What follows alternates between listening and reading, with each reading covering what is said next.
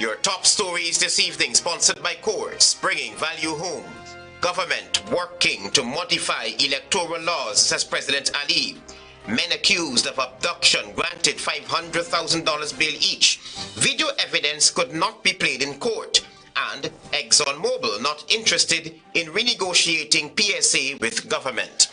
HGP Nightly News begins now.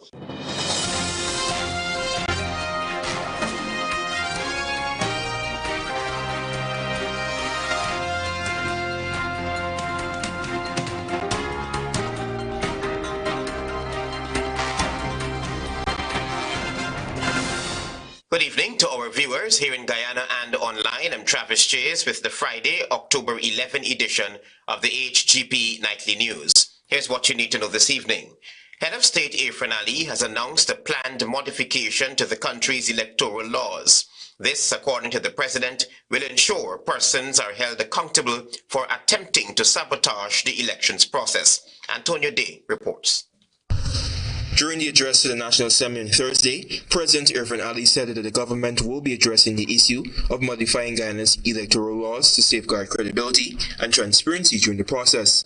A Constitution Reform Commission is reviewing the nation's fundamental document to enhance governance, democracy, and citizens' rights. Significant changes to electoral laws have been implemented to protect the integrity of elections.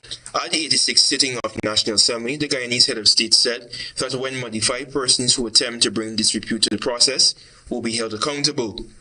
Though not stated, the president's statement infers consequences for electoral misconduct. And the laws will now hold everyone accountable for their action in electoral processes. We cannot afford another 2020. Meanwhile, opposition parliamentarian Amando Braimah said if policymakers are truly serious about a transparent electoral system, they would cleanse the current bloated voters list.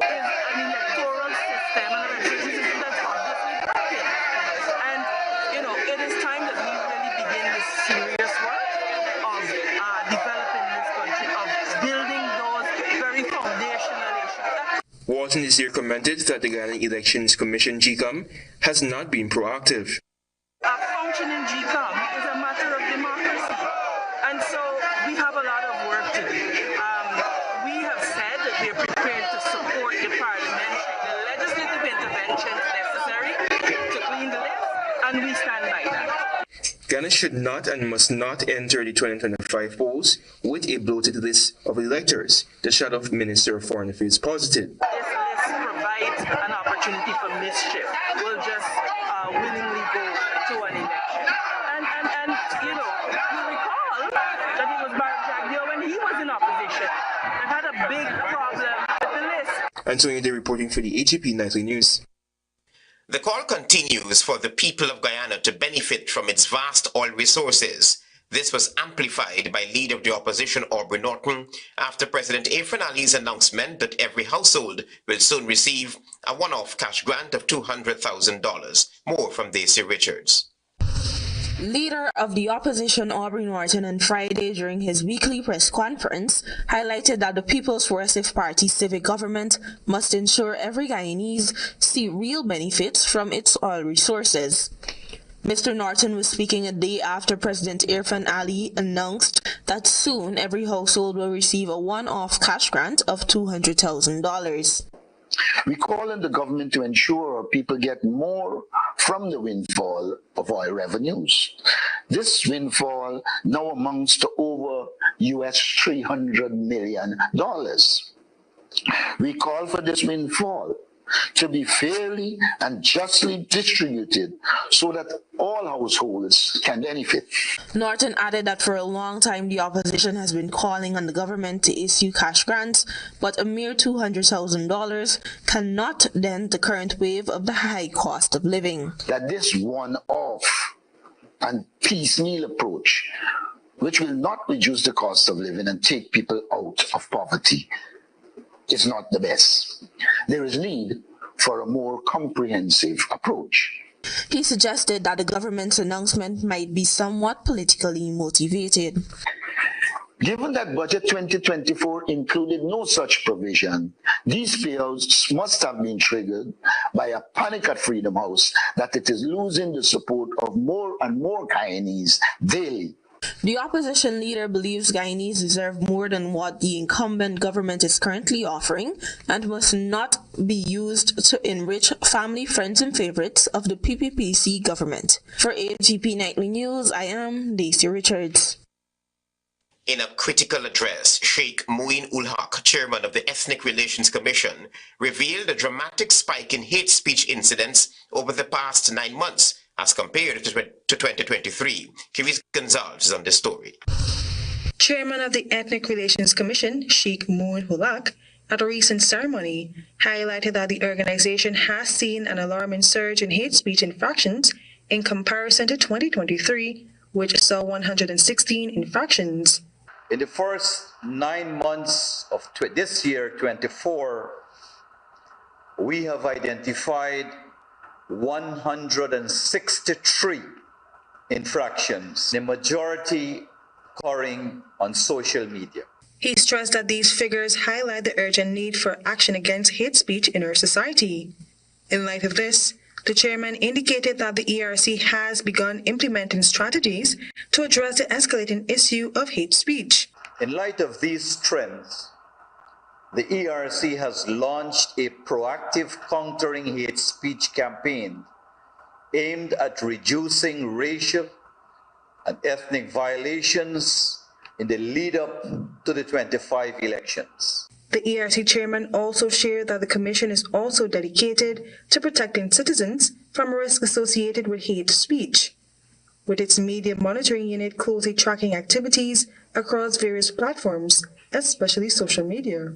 The ERC's media monitoring unit, we refer to it as the MMU, diligently observes various platforms including television, newspapers, and social media to identify instances of racial and ethnic infractions, commonly referred to as hate speech. However, in partnership with the United Nations Development Programme, UNDP, the ERC is focused on enhancing the understanding of hate speech and bolstering institutional responses to this growing challenge.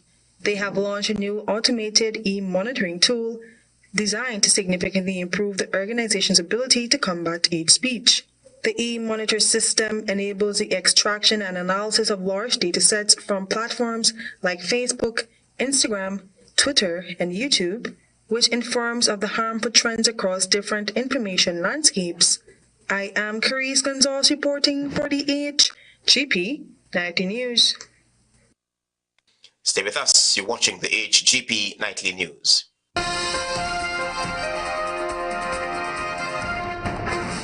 Make home yours every day with Courts. Everything you want. Make home yours anytime with Courts. Oh, yeah, yeah, yeah, yeah. Ooh, oh, oh. Get value for your money. Ooh, oh, oh. Courts have the best quality. Home is what you make it. Best prices and good credit. Courts have it all. Home is what you make it. Top brands, you're sure to get it all. Courts have it all. Courts has what you need to make home yours. You can get it all with easy payment plans using Courts Ready Finance. Courts, make home yours.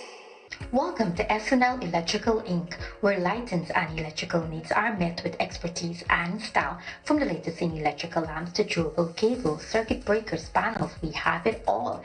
Illuminate your space with our elegant chandeliers, stunning crystal lights, and versatile pole lights. Looking to upgrade your comfort? Explore top-of-the-line AC units and our diverse selections of stylish styles. Visit us at 170-180 Thomas Street, Kitty, Georgetown. Discover a solution that not only lights up your world but transforms it.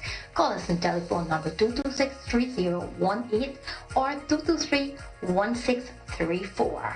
SNL Electrical Inc., powering your life with elegance, quality, and care. Say goodbye to germs with a free Sterling Super Soap automatic dispenser. That's right, get free equipment and installation of our touch-free dispenser. The perfect amount of soap every time ensures clean and germ-free hands. Refilling is quick and easy with 4 amazing fragrances: coconut, sunflower sunrise, pink blossom, and citrus zest. Call us on 265-7403. Krishna Rock Establishment. No job is too small or too large. We specialize in all types of fabricating, machinery, excavator repairs, rice fill pumps, and hydraulic hoses. Visit us at Lot 113, Block CC Monrepo, East Coast, Demerara, or call 220-9624, 616-9416, or 619-7880. At Krishna Rock Establishment, no job is too small or too large. Working and studying, lacking energy and restless? Dr. Chase Nerve Food and Nerve and Blood Tablet and Tonic improve your energy, reduce stress and anxiety, improve immunity, digestion, sleep, and nerve function, fight anemia, and maintain liver function. Dr. Chase contains iron, vitamin C, B1, B12, manganese, liver fraction, aloe vera extract, and gentian root. Now, that's a doctor to trust. Dr. Chase. Welcome back to the HGP Nightly News. In the courts, the prosecution's plea for 7 men charged with abduction to be remanded to jail was on Friday denied. In the meantime, the search for Joshua David continues. Technical difficulties prevented the prosecution from playing video evidence of the abduction of Joshua David, called Brick, when 7 men appeared before a Georgetown magistrate on Friday morning. Charged jointly with abduction, then released on $500,000 bail each, were Aaron Allen, called Katz, Wayne Barker, Damian Barlow, Dwayne Griffith, known as Sheep, Devante Mars, Alpha Poole, and Osafo Peters. Attorneys Glenn Hanneman and Everton Lamy Singh represented Alpha Poole and Osafo Peters. They argued that their clients should be tried separately since Poole was not visible in the video evidence provided, while Peters was on the opposite side of the road during the abduction of David. Their request for their clients to be charged separately was not granted. Meanwhile, attorneys for the other accused men pleaded with the magistrate to grant their clients bail on the basis that the police have no real evidence against their clients and that the men voluntarily surrendered to the police. The magistrate then granted bail on the condition that the men surrender their passports and report to the Brickdam police station every Friday. They are to return to court on November 15, 2024. Meanwhile, in a recent interview with Nightly News, David's sister-in-law, Rashawn Wilson, urged the police to up their search operations in order to find David. The police need to do more. I really believe the police need to do more. Because the person that was with him that night is still walking the streets. Joshua David was abducted on September 26, 2024 on Main Street, Georgetown, just after exiting the new thriving Chinese restaurant. Searches in the Annandale and Buxton backlands for him by the police have so far come up empty-handed. Travis Chase, HGP Nightly News. Meanwhile, the family of a Sophia man is speaking out about his death and have called on the police to apprehend his killer, who is well known in Turkine. More details in this report. It has been 1 month since the man seen in this photograph, bludgeoned to death, 41-year-old Amando Braimah, outside the Good Luck supermarket on Dennis Street, Sophia. Friday, his family gathered at the spot where the father of 3 was killed and renewed their call for the police to apprehend the killer. Amando's brother, Andrew Braimah, believes it's time that justice is served. I'm looking for justice for my brother because we notice a lot of people have get more than Guyana, and up to now they never get justice for them. But we will not sleep until this man is come to the law and we get justice for our loved one. While the family is clueless as to what may have sparked the brutal outrage by Braimah's assailant, police are in receipt of CCTV footage of the incident. Melissa Jonas is the widow of Amando Braimah, and according to her, every day her children have been asking for their father's killer to be apprehended. They have a video showing that my children's father was here and this guy attacked him. I don't know if it's for his bike or what, but the video shown that he was hitting the bike and hitting him. He hit him in his head about 3 times. First hit, he just go down. The A-Field Sapphire water vendor succumbed 3 days after the brutal beating on September 8. Since his death, the family has been back and forth with the police with no clues as to the whereabouts of the man responsible for Amando's death. Zana McCalman, Braffett's mother, says she's hurting over the incident and has called on the police to act swiftly on the matter. So he was meant to kill him. 3 lashes to the head, that's murder. So I lost a son just like that. And my son was a humble guy. He never had brush with the law, nothing, just humble. Since the incident, there has been no word from the police about it or the release of a wanted bulletin for the suspect. A usually reliable source in the Guyana police force, when contacted on Friday, expressed shock that the police are seemingly dragging their feet on the matter. Travis Chase, HGP Nightly News. Antonio Day tells us that President of Exon Mobile, Alistair Routledge, has made it clear that the oil conglomerate has no interest in renegotiating the terms outlined in the 2016 oil contract. On Wednesday, President of Exon Mobile Ghana Limited, EMGL, Alistair Routledge, when asked whether the company was willing to renegotiate its share of profit and royalty with Ghana, said it would be an unwise decision. He told reporters at a media briefing held at Exxon Mobil's headquarters in Kingston, Georgetown, that this move would impact the oil company's already made investments. Based on Article 32 of the 2016 Production Sharing Agreement, PSA, the government has to gain permission from the operator to renegotiate the terms of the contract. You know, at the end of the day, this is, all the elements that go into an agreement like this, a production sharing agreement, are put together at a point in time reflecting the risk that existed. Routledge's response came in the wake of opposition leader Aubrey Norton, who said that once elected in 2025, his government would renegotiate and change the fiscal terms in the production sharing agreement, known as the PSA. The EMGL president explained that in order to attract investment, one must rethink the agreement's prospects. This agreement's been very successful for Guyana in attracting investment into a basin where nobody had made any discoveries. It de-risked the Suriname drilling because discoveries had been made in Guyana by the Starbuck Block co-venturers. He said once people can cherry-pick around issues regarding royalties and other taxes, one must consider whether the country has been able to attract investments and drive development. And if you don't attract sufficient investment, development won't happen, and you won't have the same scale of revenue. According to Routledge, you can have a fair share of a much larger number based on investments, which is ultimately more meaningful for the country. Meanwhile, President Irfan Ali, during a recent interview with a journalist from New York Times, provided the government's position on the PSA. A government that recognized that they had a bad PSA, had committed itself to design a new PSA, went beyond that and implemented a new PSA, and we're making that known up front, that if you want to be part of the oil and gas sector in Guyana, this is the new PSA. Antonio Day reporting for the HGP Nightly News.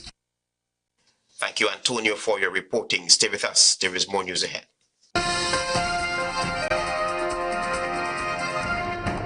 Planning a cleanup? We can help. Sevon's Waste Management skip bins can be provided for home renovation projects, yard cleanup, or construction project. It's simple. Step 1, give us a call. Step 2, we put down the bin. Step 3, load it up with all of your junk. Step 4, we take it away. That's simple. Bins are also available in various sizes, so there is no job that is too big or too small. Call Sevon's Waste Management today at 218-1455. I am Simone Ford, and I'm the owner of Siege Eco Clean Services. I provide my services to the oil and gas sector.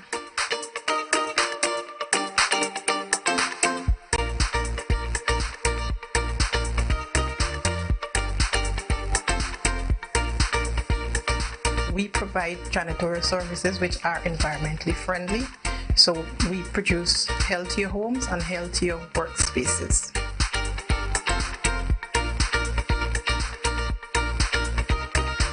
Tropic Construction Solutions, we pride ourselves on being one of the leading distributors of high-quality woven and non-woven geotextile fabric, geotextile tubes, and geogrids for over 15 years in Guyana.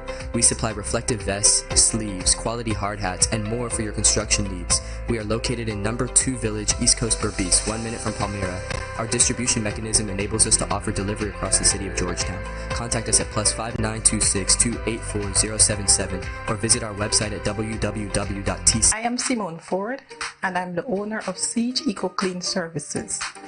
I provide my services to the oil and gas sector.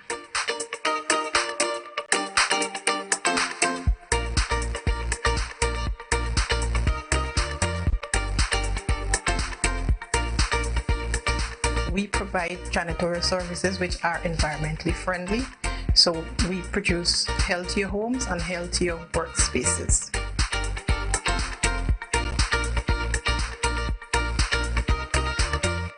Make home yours every day with Courts. Everything you want. Make home yours anytime with Courts. Oh yeah, yeah, yeah, yeah. Ooh, oh, oh. Get value for your money. Ooh, oh, oh. Courts have the best quality. Home is what you make it. Best prices and good credit. Oh. Courts have it all. Oh, yeah. Home is what you make it. Top brands, you're sure to get it all. Courts has what you need to make home yours. You can get it all with easy payment plans using Courts Ready Finance. Courts, make home yours.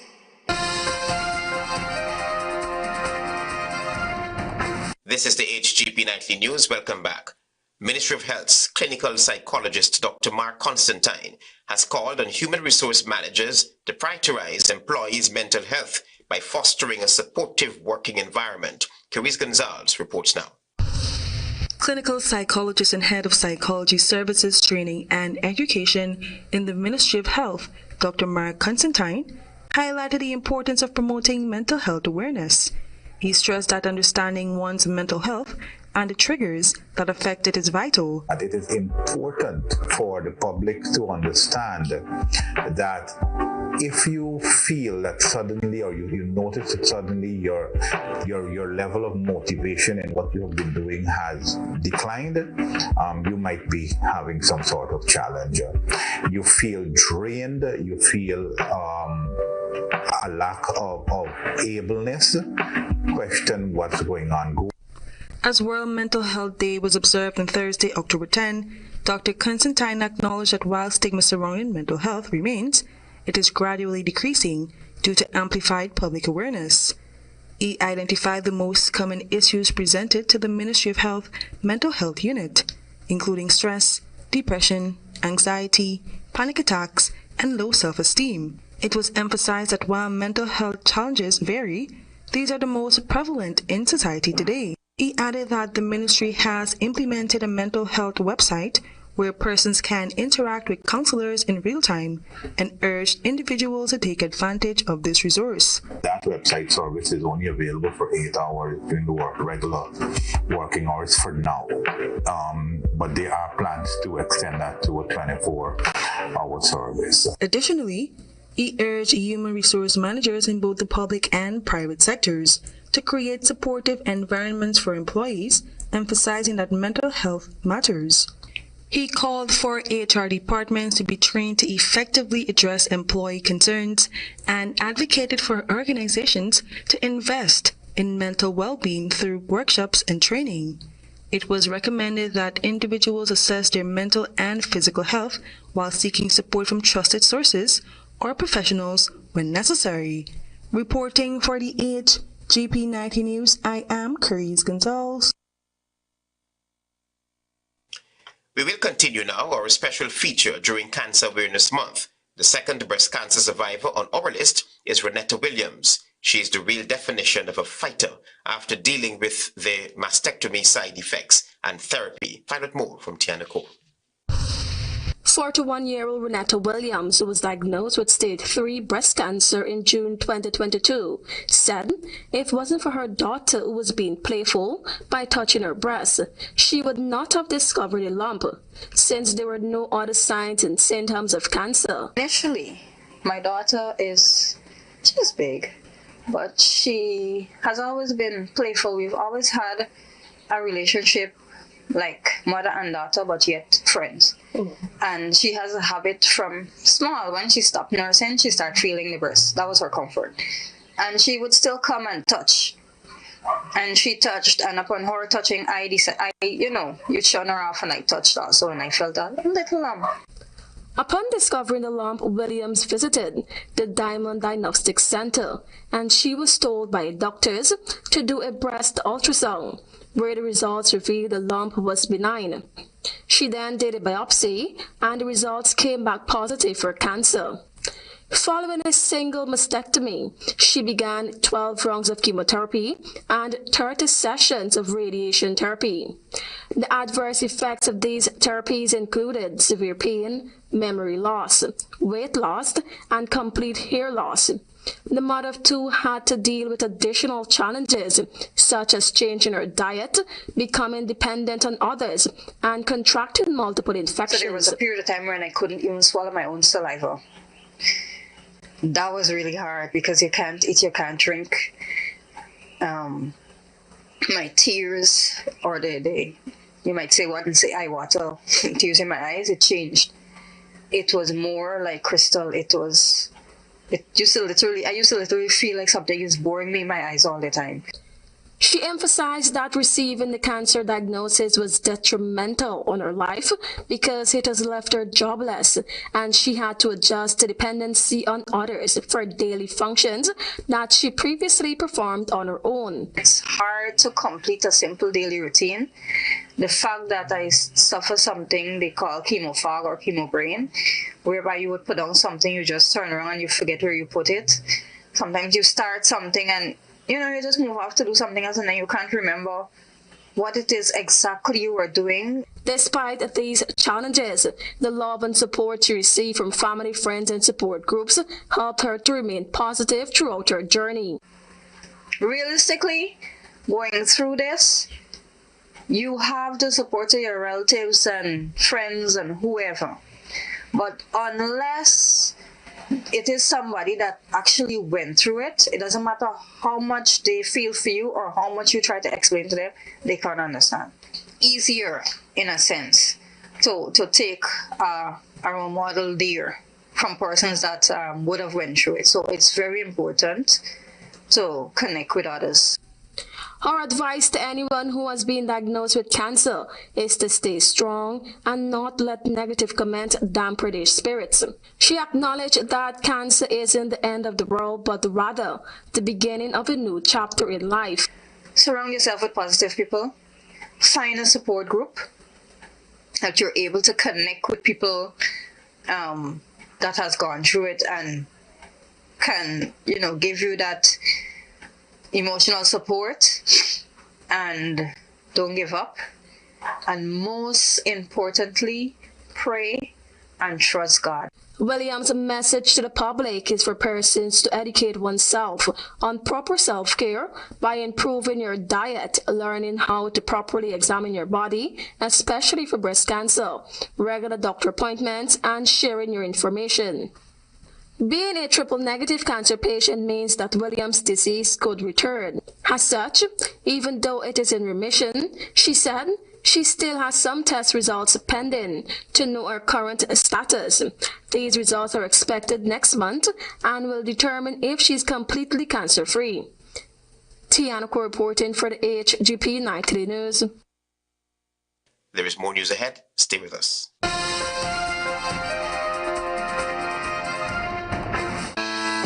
GCOM is currently conducting a national registration exercise. Who can register? Anyone who will be 14 years or older by December 31, 2024 and is a Guyanese citizen by birth, descent, naturalization, or is a citizen from a Commonwealth country living in Guyana for 1 year or more. It is the civic duty and legal responsibility responsibility of all persons who meet the eligibility requirements to apply for registration. By doing so, you will be ensuring that you are issued a national identification card and be included in the official lists of electors for future elections, providing you meet all eligibility criteria. This registration exercise will end on November 29, 2024. For further information, contact the GCOM on 225-027729 or visit the website www.gcom.org.gy. Feeling lucky? With Digicel, you could be one of 4 lucky millionaires. That's right. Digicel is giving away millions. Top up with $1,000 or more, and you will be automatically entered into a draw for a chance to win $1 million weekly. Don't wait. Top up today, and you could be one of Digicel's 4 lucky millionaires. Top up now, and who knows, you might just hit the jackpot with Digicel. Digicel, the network for everyone, everywhere. These nice products I spoke with proper things. Peppies, you get the best and least. Oh, no, bless up. Okay. Pack up these things. Yellow, you put the things in the car. Loving you is easy cause you're beautiful. Do-da-do-da-do. I love you, and you, and you, and you, and you. I love all of you. Peppies, we put the pep back into your kitchen. And you. I love Peppies. Make home yours every day with Courts. Everything you want. Make home yours anytime with Courts. Oh yeah. Get value for your money. Courts have the best quality. Home is what you make it. Best prices and good credit. Courts have it all. Home is what you make it. Top brands, you're sure to get it all. Courts have it all. Courts has what you need to make home yours. You can get it all with easy payment plans using Courts Ready Finance. Courts, make home yours. The Guyana Elections Commission GCOM is currently conducting a national registration exercise. Who can register? Anyone who will be 14 years or older by December 31st, 2024 and is a Guyanese citizen by birth, descent, naturalization, or is a citizen from a Commonwealth country living in Guyana for 1 year or more. Types of transactions. Anyone eligible for registration is required to visit the registration office responsible for his or her area of residence to apply for registration. Persons who are already registered could apply for a name change if they have changed their names since they were last registered. Apply for corrections if there is incorrect information on their national ID cards. Persons who are desirous of conducting any of the above transactions must provide the relevant supporting documents. Persons who are already registered could request that their photographs be retaken if the quality of the photographs on their ID cards is unacceptable. Collect their new ID cards if they have not done so as yet. This registration exercise will end on November 29, 2024. For further information, please contact GCOM on the following hotline numbers: 225-027729, 226-6557, 223-9650, or visit the GCOM website at www.gcom.org.gy.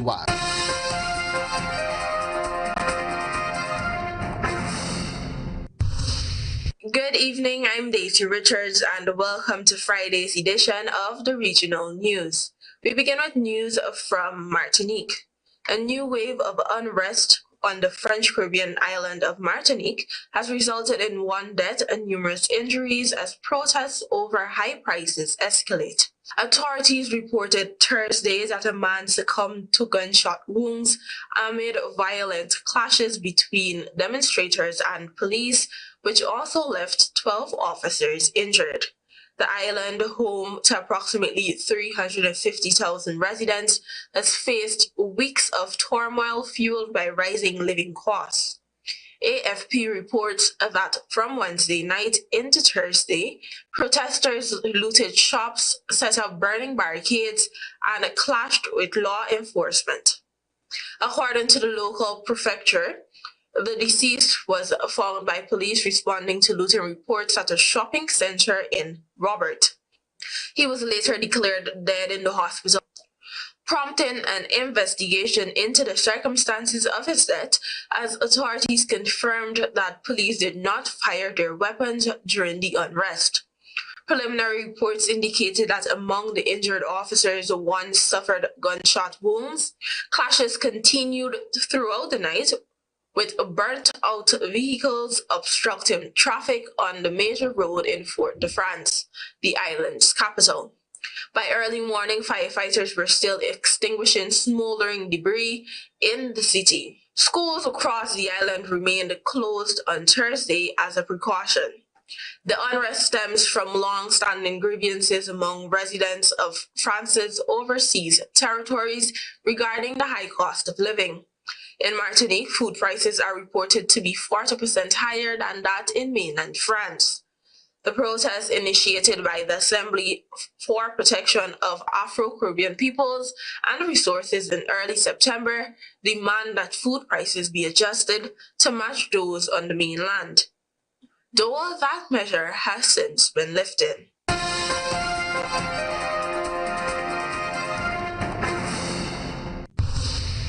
While in Antiga, during one of the most critical periods in recent history, the COVID-19 pandemic, a former nurse orchestrated a widespread vaccination card fraud scheme.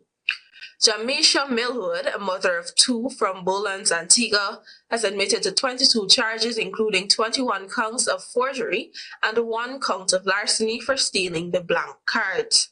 Millwood's scheme, which reportedly involved charging at least $1,000 per fraudulent card, not only undermined the vaccination efforts, but also potentially endangered countless lives.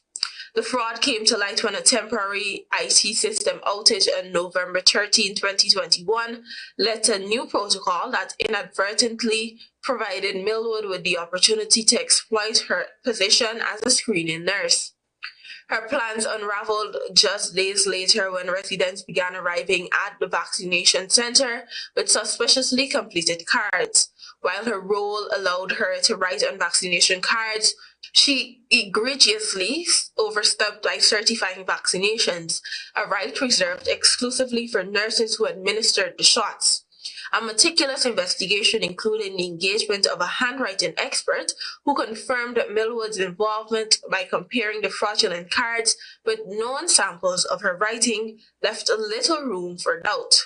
The evidence was so compelling that Millwood, who had initially denied all allegations before Justice Tunde Bakre in March, reversed her stance and entered guilty pleas to all charges during Wednesday's court appearance.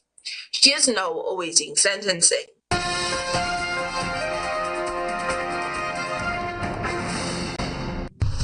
Finally, news from Brazil. Indigenous organizations in the Brazilian state of Pará said they were not consulted by the government before it signed a deal with multinational companies to sell carbon offset credits to support conservation of the Amazon rainforest in the state.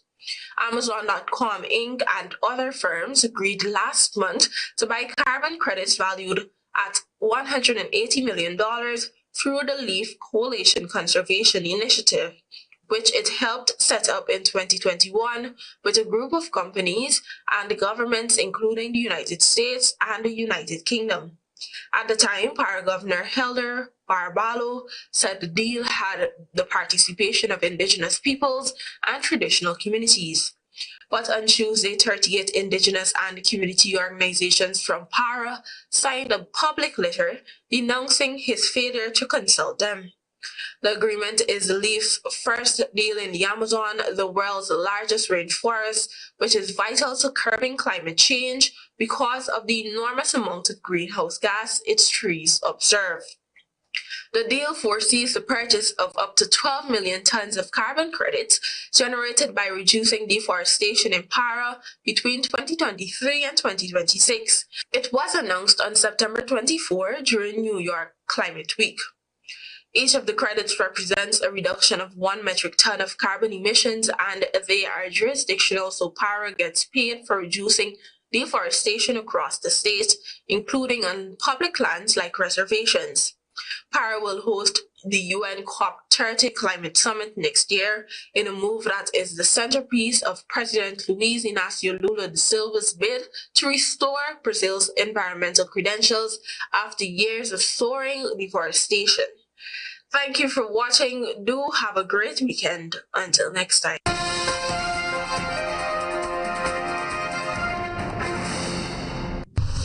Government working to modify electoral laws, says President Ali. Men accused of abduction granted $500,000 bail each. Video evidence could not be played in court. And Exon Mobile not interested in renegotiating PSA with government. Those are our major headlines. For these stories and more, please go to our website. It's www.hgptv.com. I'm Travis Chase. Thanks for watching. Goodbye.